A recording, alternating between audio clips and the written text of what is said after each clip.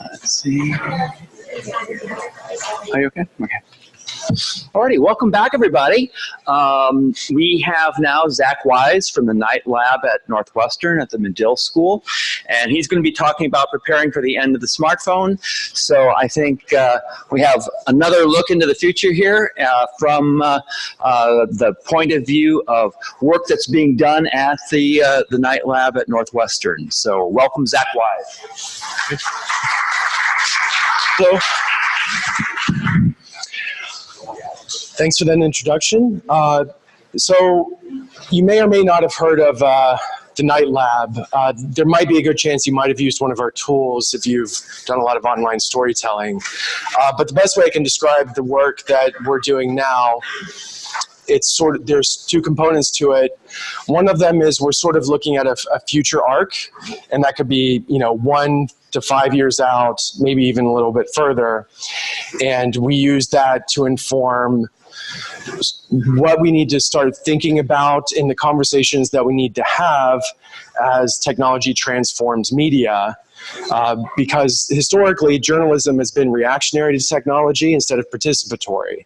And so to participate in some of this and have those kinds of discussions that can actually lead to things that help people get the information that they need in the way that they need it, we need to be able to talk the same language, which means we need to be thinking about the same things a lot of the big players are. So that's part of what we do. The other part of what we do is a lot of human-centered design, sort of looking at media products and the way people consume media and really understanding how that fits in their lives. And we tend to find technology solutions to solve some of those problems that journalism faces. But instead of me just talking about in the abstract, it'll be a lot easier if I just show you some of it. Hold on. I don't know why that's not coming through. So we built a couple tools that have been pretty popular and used by publications sort of all over the world.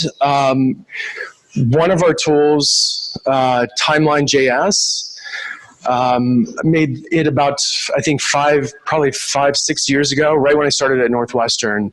It has been translated into 63 or 64 languages now by community, by different communities. And we've had over 500,000 creators. So 500,000 different people have created a story using Timeline. And it's been seen by hundreds of millions a year, which is great for something that actually that thing is driven by a spreadsheet. You make a Google spreadsheet and plug it in and it tells a story. But the human-centered design component of that is when I started teaching, if any of you are journalists in the room, I know some of you are, but most of you are storytellers. A big part of a really popular story form is using chronology and an understanding of time. And that context in storytelling is really strong, and it shows up constantly. And so being able to visualize events on a continuum gives you more meaning. The events being really close together or far apart gives you another layer of understanding, but you don't want it to get in the way of the story. And when I started teaching, previously I worked at the New York Times, and we made tools like this in the newsroom. And we had those available to our reporters, but no one else had access to those. And I asked my students to go out and find something that's free to use out there on the internet and tell a story that has a strong context of time. Like find timeline tools that are out there, and then tell me about what that experience was like. And it was really bad. There was really nothing out there. And the ones that did work, they didn't have a focus on telling a story. So identifying sort of an opportunity, and this is something that could have a lot of impact, and it did. And then we have a cousin to it that made it about a year, maybe year and a half later, called Story Map, which does literally the same thing, but with place. So time and place, those are two things that show up in almost all the work that we do. So this one's got a context of time, this one's got a context of place. In both instances, they're meant to be super easy to make, and story needs to be at the forefront of whoever's consuming that story. Story has got to be right there. It can't be the afterthought, and engagement's got to be both a lean forward and a lean back experience.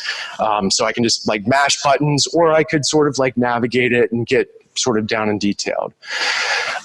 In both of these cases, so we know that a lot of journalists are scared of technology. So let me give you some, if you've never made one of these and you're like, it's not for me, I don't know JavaScript or HTML or anything like that. Both of these, you don't need to know any of that. It works like a YouTube embed. You go and make one. It gives you an embed code, you can stick it anywhere, or you can share it on social media, etc. But timelines are being regularly used. As I've been tracking it on Twitter, it shows up at educational conferences, and there are a lot of 6th grade classrooms that are having their students tell their history reports using things like timeline or story map. So if you don't think you can do it, 6th graders are doing it. Doesn't that make you feel bad? Just jump right in and do it. But that's how I kind of think about a lot of the things that we do and why human-centered design comes into play. It's like I am really interested in the highly technical stuff as a means to an end. And I'm interested in where we're going, but I also want to have an impact now and empower storytellers and sort of democratize these new forms as they sort of emerge. So that's how we have typically interacted with stuff. Things are changing constantly, and I'm sure all of you kind of feel this. It seems like, oh, there's a new platform that comes out today, tomorrow, and it's hard to keep up with. But there is an arc. You can kind of see these things coming. You don't know exactly what it will be, but you can anticipate sort of what that arc is kind of like, and so you can develop a strategy or a priority list of how you need to start thinking about things. And it's going to keep happening faster and faster and faster. So right now is the time where you need to start learning how to do yoga with storytelling. Like bend into uncomfortable positions, be able to breathe through it, and change the way, you need to know story really well, but you need to know what are the core components at work, and how do I contort that body into some weird position, and how do I be okay with that? That's the breathing part. So it's happening faster and faster and faster, and it means every time something changes, the way that people consume news changes. And when I mean faster, I do mean faster. And we're on an exponential growth curve of technology and how it affects us.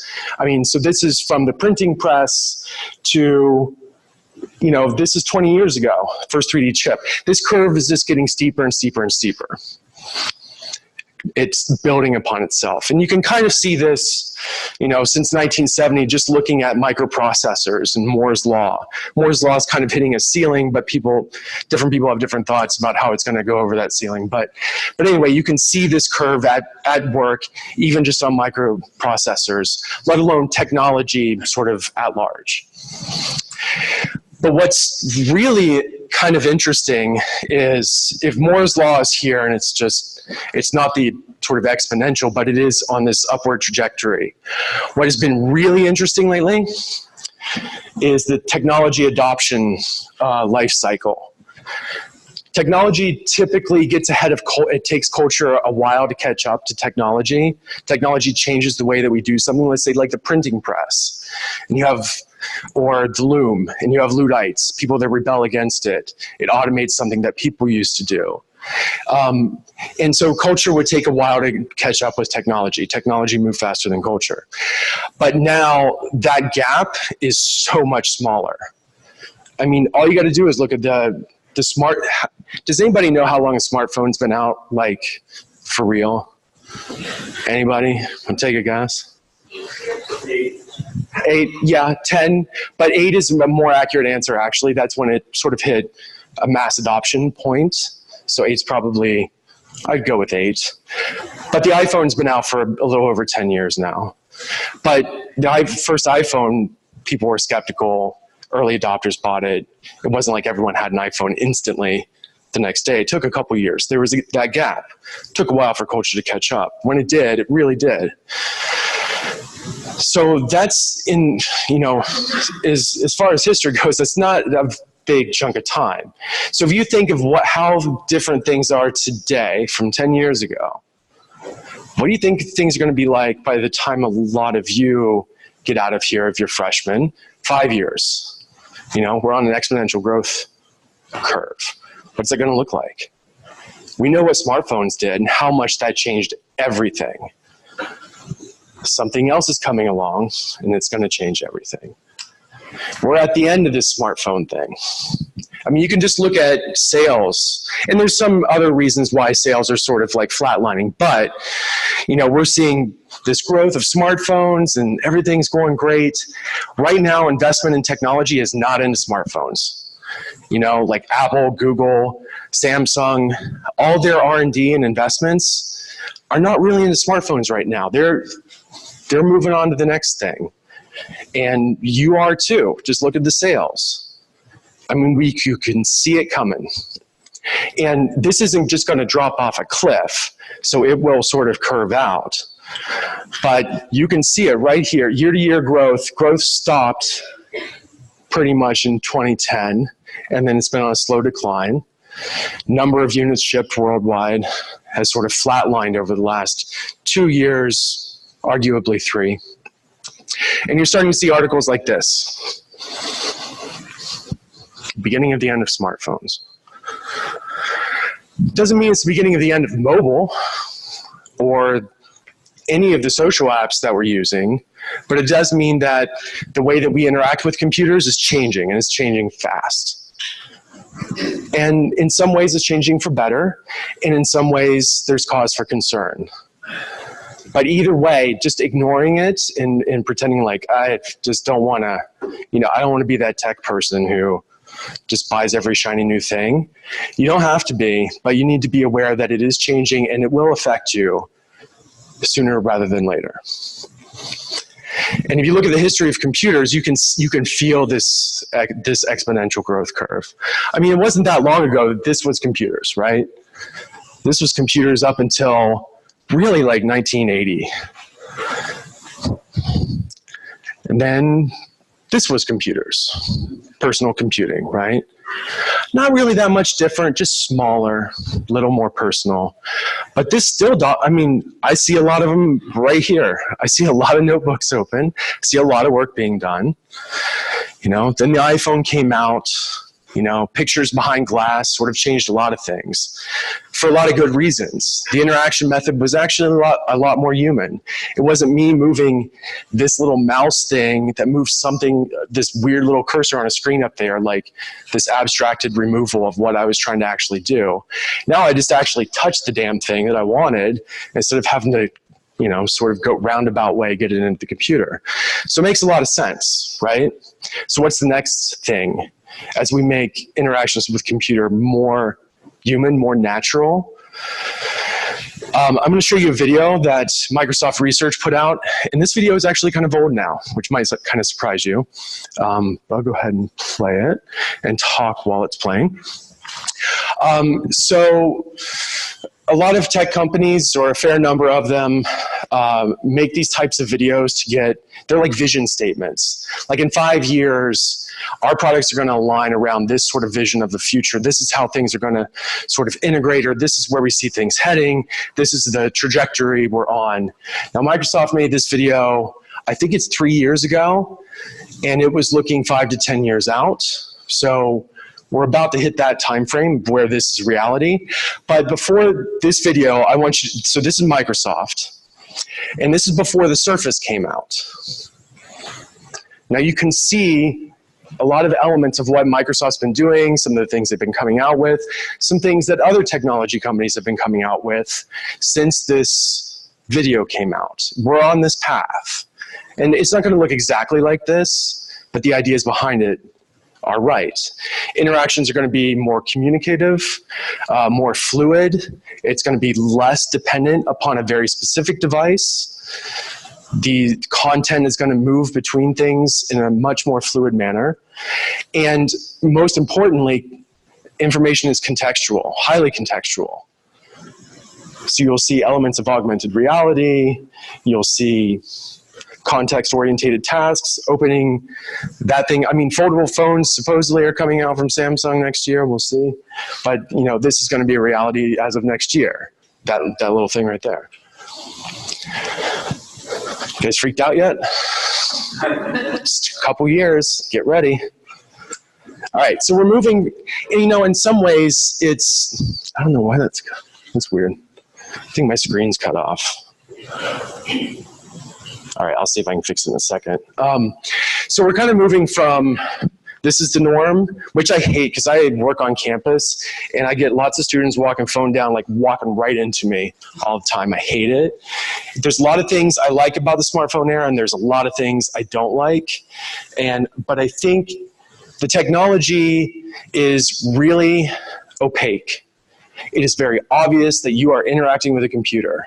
You're holding it in your hand, you're staring at it, and you're cutting off the rest of the outside world, right? I don't like that. I mean, there's not a lot of human-to-human interaction. And so we're sort of here, I mean, these are snap glasses, which aren't exactly augmented reality, but I think you kind of get the point. Here's where we think we're going to go. These are a couple Apple sort of concepts that people have come up with.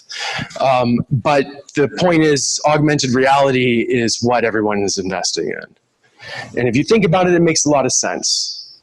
It makes a lot of sense. But contextual information is going to be a big part of that. And you don't want to wear these big, weird-looking glasses and but you have to rethink, and that's going to go away. I mean, the glasses I'm wearing right now are what we're going to see, you know, in the next 5 years. And actually, just yesterday, this company called North came out with a pair of glasses that look exactly like this, that do sort of like Google Glass type stuff, so not really awesome augmented reality, but we're getting there really fast. Remember, exponential growth curve. So the way that we interact with media and do work is going to be much different. I mean, if you just think about it, there's something really compelling about this. Right now, all of our interactions or how we compose things or how we do research is all on this tiny mediated screen. And if I could start doing research and compiling, I mean, just in my personal work, compiling multiple sources and take over an entire stage of information and sort it the way that I want in a way that is more personal to me, I mean, there's a lot that's appealing about that. Plus, when I'm doing that interaction, it's completely transparent to everybody else.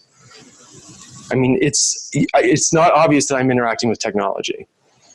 It looks like I'm actually physically doing work. I'm walking around and moving things around and, you know, interacting like a human, working in three-dimensional space, working through ideas in a more fluid way. It's like Iron Man, you know, in a lot of ways. If you haven't seen, I mean, this was, I think this is from the original Iron Man or Iron Man 2. Yes. Okay, we got some Marvel fans back there. Thank you. Right, but there's something like you can sort of see that his interactions are fluid. It's at the speed of thought, and that's always how we've thought about computers. Like, how do we get the computer out of the way? And how, you know, to quote Steve Jobs, like, it's the bicycle of the mind. So you don't want that bicycle to sort of like hold you back. So just looking at today, where we're at today, this came out pretty recently, I think within the last like couple weeks, called Spatial. It's about collaborative sort of, yeah, look how, would you wear a pair of glasses like that? I mean, I've got those things and I will not wear them. I mean, really, seriously, it's like this pre-adolescent sort of situation. I mean, we're going through a weird, we're not even in puberty yet. You know, so things look weird right now. I get it. Yeah, I'm never going to wear those glasses. But you know what? Before the iPhone, this is what smartphones look like. Yeah, you really want to rock that, don't you? I mean, look at it. It's like it didn't even think about how people would want to use it. I mean, what the? Yeah, that was the smartphone, you know? So we're here with this weird thing. And this is... This image actually comes from Facebook. This is what they're looking for 2022. So that comes straight from them. So this is what it's going to be like. And you can see sort of some augmented reality images. So things that are in physical space right there. Right now, it takes this monstrous setup, and this is Magic Leap, by the way. Everyone thought they were going to be a vaporware company, but they actually made the glasses, and they actually deliver them to you. They come to you like Uber Eats or something. They show up at your door and like, here is your Magic Leap headset that you paid way too much money for, and they help you set it up and custom. Yeah, it's a really custom crafted experience right now. Anyway, that's not going to last long. But just yesterday, this came out. This is North. You can buy these right now. So it's quite literally like my glasses. That happened fast. But these don't have the same sort of inside-out sort of tracking to actually position things smartly in your actual environment, to actually augment it in a meaningful way. This is kind of like an Apple Watch in a lot of ways. Like, it's just a big notification machine in a lot of ways without the health, tracking benefits. But that's where we're at right now. And there are applications for that. But the fact that they're able to make a pair of glasses like this that will put an image on a piece of glass that's, not even an inch away from my eye, and only I can see it, and I can see it clearly and sharp. I mean, that's a big technological breakthrough, I think. But it did happen really fast. I mean, it happened really fast. So a lot of this stuff is where the lab that I help run, where our headspace is. How do we deal with telling stories in this space? What are the production issues that are going to come into play? How do we think about media aggregation, consumption in this space? Because the last thing we want to do is be reactionary in this space. There's no room for that. There's no time for that. And also, this space, when I say this space, it is a different space now than when smartphones came out. When smartphones came out, the open web was still a healthy, breathing individual. But right now, most of you, how you interact with the internet is through a platform. They are closed, corporate-owned sort of entities. And those entities, which control most of the information that we get, it's like we got to play ball with them or we don't play at all. They're filled with people who are not necessarily bad people. But when this becomes the dominant sort of consumption method, we need to be able to have those conversations now about what's important and how this affects actual people, society, and information, and we need information to have a healthy democracy. But we need to know all this stuff at the same time they're sort of developing it, so we can have those conversations and be at the table. Because if we wait, it's too late, and we're at the mercy of the platforms. I mean, access to information on these things is going to be super platform dependent. There's not going to be an HTML for this. As much as Mozilla wants it to happen, and they're trying to make it happen, Mozilla believes in sort of the open web, it can't. The technology is too proprietary, and the technology players that own it also own the platforms. So did I just scare the shit out of you or what? If I did, good. Engage. We got to get into this. Stop ignoring the future. Because by the time you realize you can't ignore it anymore, it's going to be too late. All right, so on a happier note, back on democratizing some of this stuff and some of the human-centered design stuff. So we've done some work in immersive spaces. And so we're thinking about, how consumption methods are going to change. And this is Scene VR, which is another product, sort of like Timeline, that we've come out with. And it's not super sexy like a lot of the other VR stuff that you see, because you know what? We actually studied people and how they use VR and where this stuff fits in their lives, and realized making it for the Oculus Rift is a really bad idea. It's like a really bad idea. And wearing in video, VR video, right now, is also a bad idea for a lot of different reasons. But we did a lot of studies with how people actually consume it, how they feel. We studied their brain while they're consuming it. We measured alpha and beta waves. We know that FOMO is super real in VR. Like if you got a full 360 video experience, people get anxieties. They can't stay in it for very long because they don't know what's happening behind them. And those anxieties build and they lead to a really bad experience, and people don't usually necessarily return. The other thing is you have no agency in this experience, right? You have no control. You're just playing through a narrative that's going to play regardless of what you do. But this is what journalism for VR looks like right now, is VR video. And it's not good. As much as we like to think it's an empathy machine and it's like a better way to like be there, and I get it. This image that you're seeing right here, I shot that right after Katrina. I was doing 360 photos and video a long time ago, before these VR headsets existed. I understand the impulse. I believe in it. I believe in being able to just put somebody somewhere and be like, I'm going to be completely objective. I'm going to put you there and you can actually see what's going on. But giving someone agency, even if it's just stepping back and just making it a photograph, even better, a slideshow, a gallery of photographs, where you give some agency, you get rid of the FOMO problem. It's a still image. It's not moving. Nothing's going to surprise you behind you.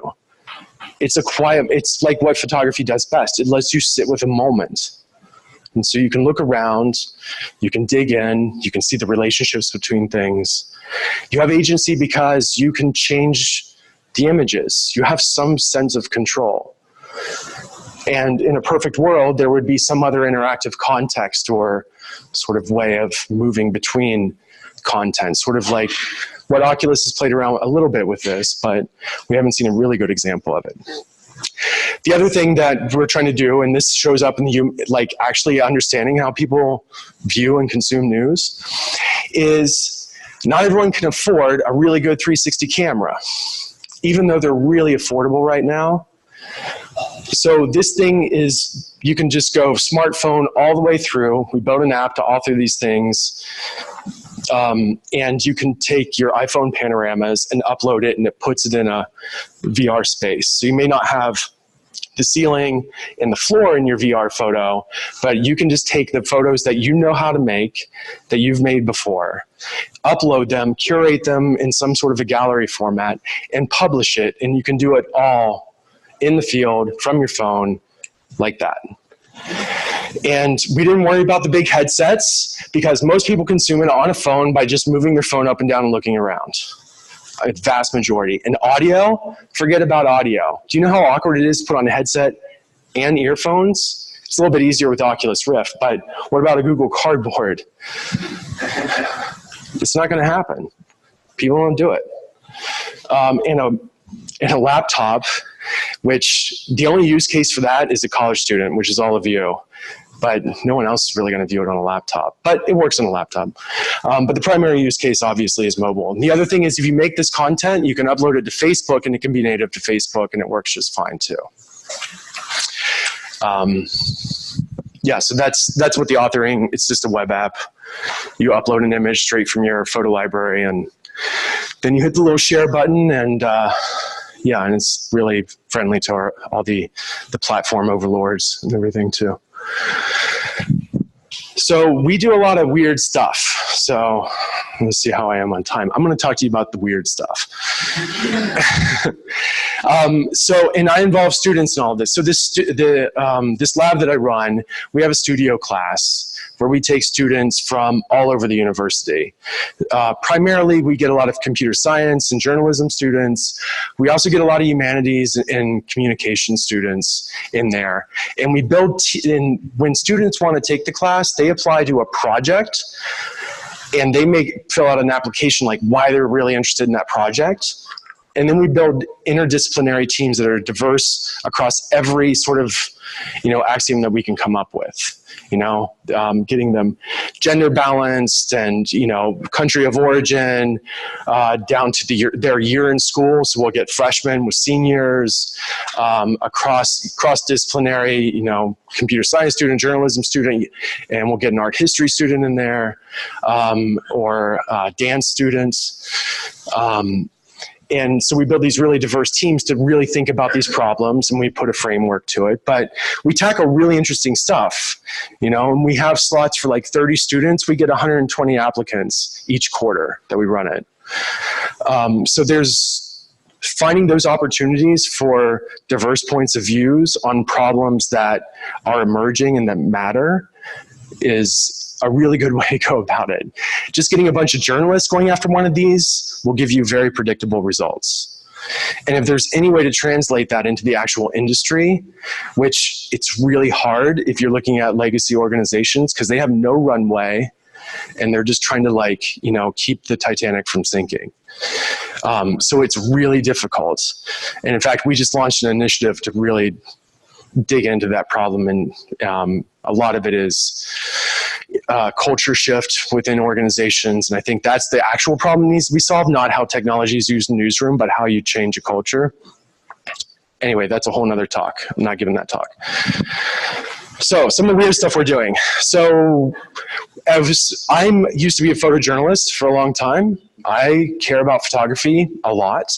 And as we're thinking about immersive spaces, things that occupy 3D space, I'm worried about how photography sort of fits there. And how we can have a better understanding of a moment in time or a series of moments or sort of a video by spatial relationships. So I care about making photos 3D, but not just to make it 3D, but because there are actual reasons why. So we've been taking a number of looks at this, and if you were here yesterday, you heard Ben sort of talking about photogrammetry. We've been looking at that too, and we're trying to look at the production aspect of that. How can we make that more accessible? How can we democratize this format? Can we make the quality good enough? What are the current applications like right now today? I mean, so looking at it from all those different angles, because this is one of those things that 5 years out, this is going to mean a lot. So I had a group of students, and they had a lot of fun. They went to Comic-Con, and they were able to make these three-dimensional portraits of people. And the crazy amount of hardware that they had was the smartphone in their pocket. So they made all this with just their phone.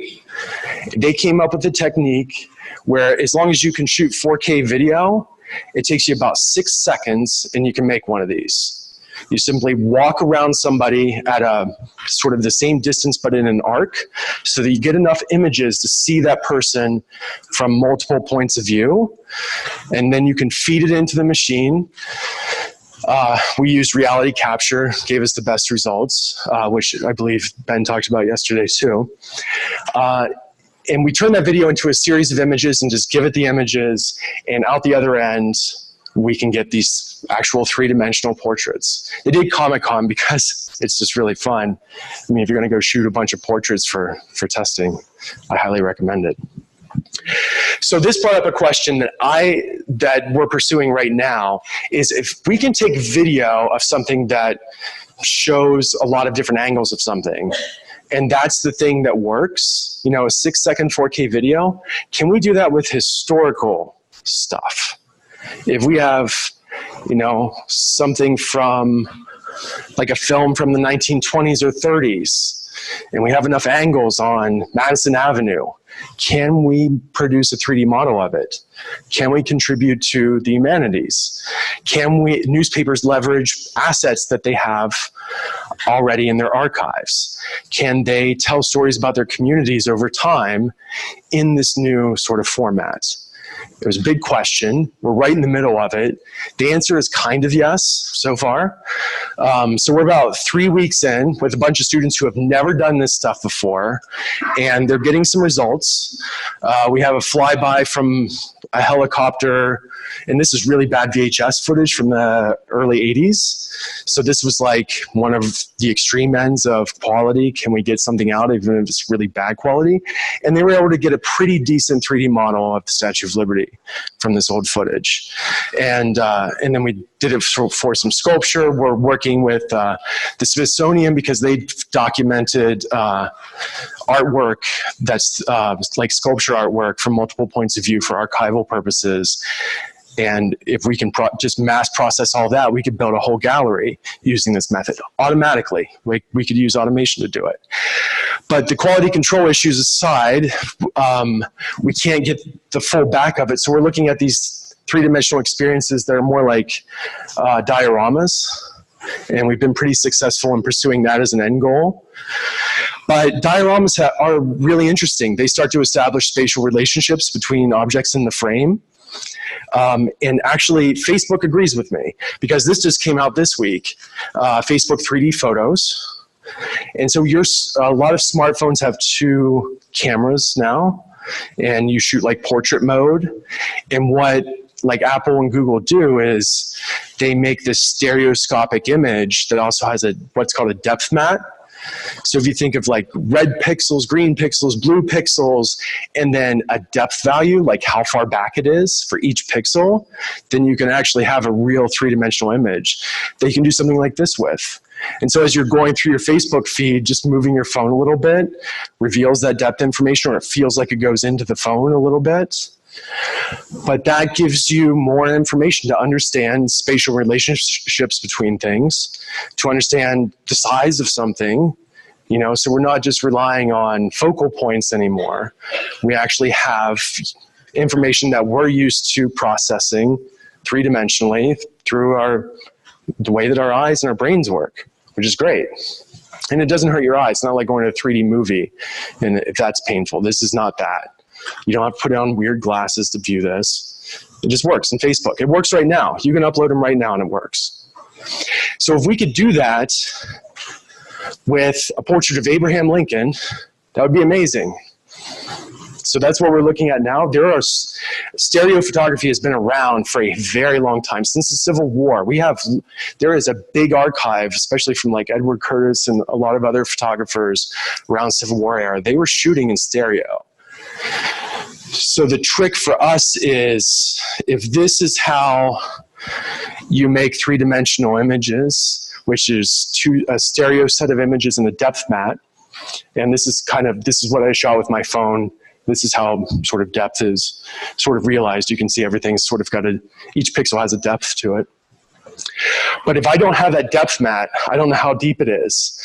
So we're looking at ways to construct the actual depth map from using photogrammetry and the offset between them to understand what the spatial relationship between them is, and trying to do that in an automated way, because then we can bring all kinds of other things sort of online. So between those 2 aspects, leveraging archives that news organizations have to bring things into a spatial space, but also these ways of shooting, if we can get that working for archives, we can get that working for the content you're already doing right now. It just might mean you might have to tweak it just a little bit, but if you go out and shoot a 3-dimensional, you're not going out there with weird stuff to shoot a 3-dimensional portrait, but if you just shoot a video and shoot it a certain way, then you've got this asset that can be leveraged. And you can create sort of this special thing where people can understand what it's like to be there and have a spatial relationship with it, which is kind of big, I think. Another way that we're thinking about spatial relationships is really trying to understand numbers specifically. And we're looking at this from a number of angles, not just AR, but really this idea of abstracting out numbers to something that's relatable to people. Like if I say, this plane costs $1 million and that one costs $1 billion, do you really know the difference? Having a stack of money, like a physical stack of money, better, just seeing that representation like a graph, that helps. But what if you actually had a stack of money right in front of you? $1 million, $1 billion goes up to the ceiling. That's visceral. Like I have a feeling, like if you can make numbers I have a feeling about numbers. I mean, oh my God. Imagine what kind of storytelling you could do. Like you have a physical reaction, like a visceral reaction to numbers. You could tell really compelling business stories. You could tell stories in a way that people will understand and be passionate about. And that is super hard to do. So one of the ways we're looking at that, besides analogies in general is another way that we have another researcher at the university looking at it and trying to figure out what's the best analogies during certain types of content. We've got a lot of research going into it. But another way is trying to get that visceral reaction, putting in augmented reality space. Again, we don't want to be reactionary to this. When we get there, we want journalism to have an impact. And I believe this is how we do it. And this thing can have an application on a normal web page right now. So we're looking forward, but we're looking at how this might work today. So as you're scrolling through a story, in this case, you have an automated sort of graphic that moves through an actual 3D model in context with an article. But tomorrow, or if you really want to use sort of AR on an iPhone, you can actually stick that stack of money right there, right now. But it's really not going to matter until we get the glasses. But we can find a way to make it matter in ways that people currently consume content. So it's this mix of like looking out forward and then figuring out how to leverage that now, but also be a little future looking, because we kind of know, we know where the curve's going. The details are going to be different, but the curve is going to be there. Another way we're thinking, so that's a couple of ways we're thinking about augmented reality. Another way we're thinking about it is just thinking about information and how that's displayed in context. And this is my personal ongoing experiment, but information radiators, just little installations that are kind of surprising and artistic, but also kind of magical. Like this is done with a couple projectors that I have some servers hooked up to, and it's actually driven off of a web page that I created, but it takes these projectors and you sort of like map objects onto them, so it feels like these things have screens. This is all poster board that I sort of cut together to make cubes. Before that I had foam cubes, but there's nothing special about those cubes. Like you can make those in 3rd grade. But just throwing a projector on it, this is augmented reality, sort of. But it also gives us a physical prototype to think about how we interact with information spatially, which I think is the new space that we really have to understand and come to terms with. And it's hard. It's hard unless you can get actually physical with it, because technology will get in the way. Either the technology doesn't exist, there's a learning curve for it, but critical thought still needs to be developed there. So finding ways to like, and paper prototyping for AR is super easy. You buy some Legos and some Play-Doh and you go to town. You know, you can actually just build this stuff physically and play with it. I'm going to talk about some other weird stuff, but I think now might be a good time to pause. And I think we're going to have a runner run around with mics. And I want you guys to, I've tried to piss you off in different ways. They were like, what are you talking about? Or like freak you out. So I want to hear what you're thinking now. Like, let me have it. Yeah, got a mic up there. So they're going to run mics around. So I'll bring it to you. You gotta run. Thanks. So, as a photographer myself, I'm also concerned about people in photography and images. And part of that discussion is always control of a person's likeness. Okay. To borrow from Jurassic Park and Jeff Goldblum saying, you know, scientists are so concerned about whether they could do something, they didn't ask, should they do something? Right. When we're talking about making a leap from making 3D renderings of people, it's not too much of a leap, but it's kind of a creepy leap where people could make 3D renderings of people unaware, and it's not much of a big of a leap to take that 3D rendering and apply it to a, you know, a 3D wire frame, and then suddenly you have a virtual person, right, in existence. Are there people in your environment having ethical discussions about these issues moving forward? Not that specific one. Our ethical discussions are over some other things that are also very important. But I mean, the points you bring up, I think, are very valid, but they're also not new problems. I mean, the likeness of somebody and the reproduction thereof is something that photography has faced for a long time. I could take that same image and put it on a billboard, you know, control over someone's image. And it's different depending on its use, at least in the States, and different countries have different laws about it. Making a physical representation like wireframe, personally, I don't feel as much different than a 2D representation of it. And right now we're facing it's part of a bigger problem, like especially with deep fakes and things where so I'm reading into the fear a little bit, like you could make somebody do something that they didn't actually do because you have a 3D sort of model of them. First of all, the models aren't that good. So you couldn't sort of like wireframe them up. You couldn't put a skeleton to them and have them dance around and it seem real. But even when we get to the point where that is the case, you still have deep fakes, which can do the same thing. And so there's a much bigger problem about authenticity in general, in images and believability and accountability, along those lines, which I think, yeah, the point about having more cameras have something makes a lot of sense, but then you could just have deep fakes get computationally easier and easier to run. If someone wants to deceive you anymore, all the tools are there to do it. Just like if you wanted to blow something up, the technology is there for it. I think we need to educate people a lot more about how to understand media and its context and verification of where that information is actually coming from, and being able, we just need more media literacy, I think, is the ultimate answer. Because we could not do something out of caution, but then somebody else is going to do it, and it's just going to keep moving along anyway. We just need to make people more educated about it.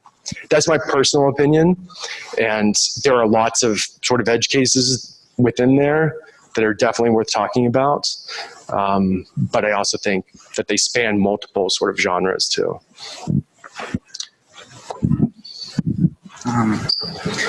So I guess in an area of the Google Glass, like you said, how do you see companies kind of picking that up? Do you see it becoming a bigger trend? Google Glass? Yeah, with Google Glass. Do you see Well, Google Glass is dead, so I'm yeah. talking Well, sort of dead. Actually, they did find another sort of spot market for it. But yeah, but you mean AR in general, like the glasses? Yeah. So kind of because the YouTuber I watch, Casey Neistat, he made his own. I don't know if you've seen that. What was it? Sorry. Who made their own? So he can hear you. Oh, sorry. my bad. So Casey Neistat made his own version of the Google Glass. He took apart it. Do you see companies kind of picking that up? In what way? Just making it a new product, I guess. Well, it's happening. I showed earlier that company North that's making a pair of glasses that are essentially Google Glass. They just don't look as weird. Yeah, sure. But they're all going up against Goliath. Google and Apple are the ones to fear in that market. Do you think you can take on Apple or Google? I'd say go for it. Okay. Thank you for the fantastic presentation. I'm a true believer in augmented reality, and I wear camera glasses, the spectacles, every day. Yeah. But most people aren't. As you know, they call them glass holes, and people hate the notion of cameras in their periphery. Yeah. What needs to change to enable that landscape? How does a consumer product with cameras on your face become acceptable? By not drawing attention to the camera. Right now, the Magic Leap, it has cameras on it, but the point of it is not the camera. I think that's part of it. Part of it's just the narrative to the public about what the thing actually does.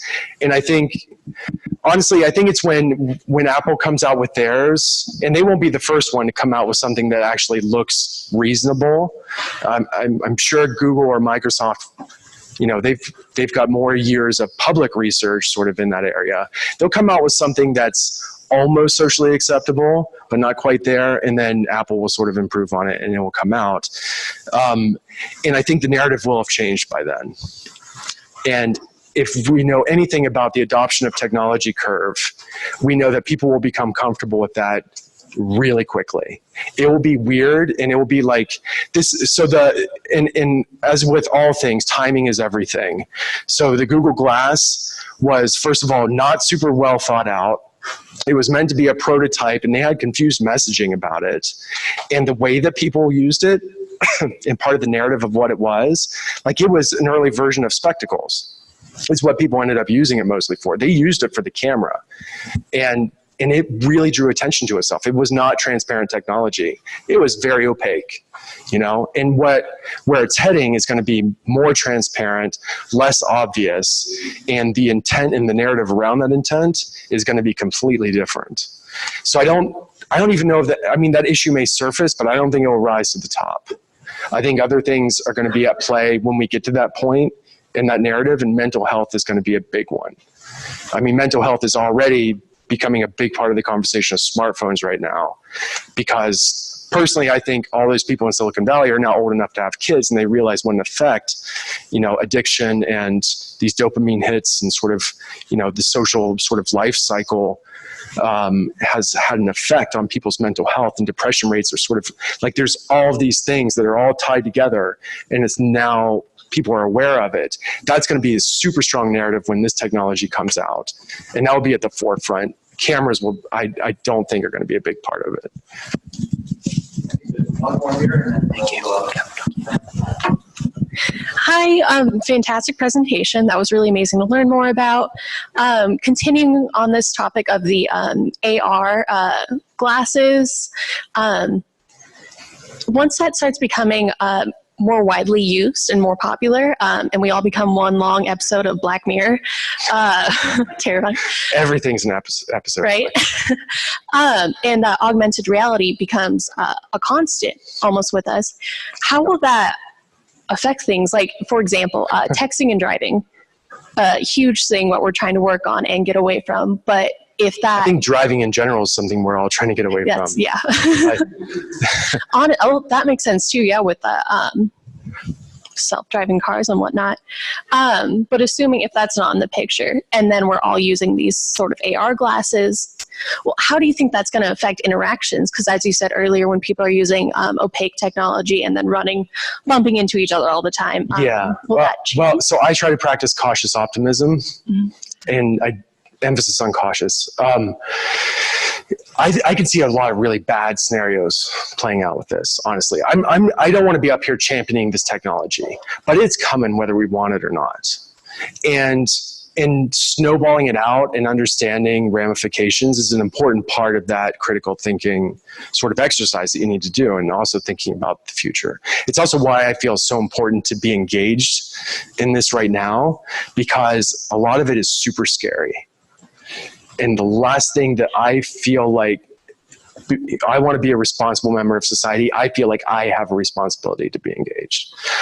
I can see it be really bad. One of the positives is people might actually look each other in the eye more, and maybe some normalcy around social interactions may return, but the cost of that is, well, it depends on a lot of it depends on the social media and how that plays out, because right now it's proving not to be super healthy for people. It's going to have long-term impact, and it is overtaken culture to the nth degree. And there are lots of really great things about it, but those arguments are just so void of meaning for me, because I grew up with the web. And the web was this great utopian idea of freedom of creation and information and democratization of all of this technology. That's what it was meant to be. It was an open standard. No one company owned it. Now that same message is coming through on social media, democratization, access to technology, and making all this stuff sort of work, except it's all owned by corporations who hold the keys to the distribution of that information. And those are two very different things. And I'm really sad about the death of the open web, because I still believe in it. But like I said earlier, I'm really worried about access to this and information. Who are the gatekeepers? And these are journalism issues. These are big journalism issues. And I don't know what the solution is, except, make friends with the benevolent king, which is kind of what I'm trying to do. Yeah, but I could talk about this all day. Does that sort of answer your question? Yeah, thank you. Thank you, Zach. We appreciate it. Thanks.